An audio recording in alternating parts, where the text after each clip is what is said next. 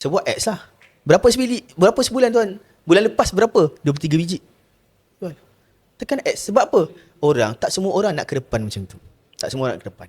Nak ke depan silakan lah. Tapi tak semua orang boleh ke depan macam tu. So, kalau tak boleh ke depan, tekan ads. Cukup. Dapat leads. Okay. So maksudnya tak semualah orang kena ke depan untuk dapatkan sales. Tak. Tapi, kalau kita ke depan, itu bonus. Ada orang, sorry tuan, ke depan ni maksud saya, bukan semua konten dia tunjuk muka. Contoh saya macam tu lah kan. Ada konten dia tak boleh tunjuk muka pun. Tunjuk sekali-sekala. At least orang kenal lah dulu kan. Tengok muka dia macam ni kan. Tak yalah semua. Tapi tak boleh juga kalau semua tak nak tunjuk muka. Susah juga tuan. Susah juga. Betul. So maksudnya bagi tuan personal branding penting tak untuk orang yang nak buat? Kalau baru nak up tuan, tak penting. Okay. Tapi bila orang dah up, dia nak scale. Itu penting. Faham. Penting. Memanglah saya perasan lah ada orang tulis tak payah buat personal branding, bisa melekat dekat diri. Betul kan? Tak dinafikan. Personal branding, orang nak kita.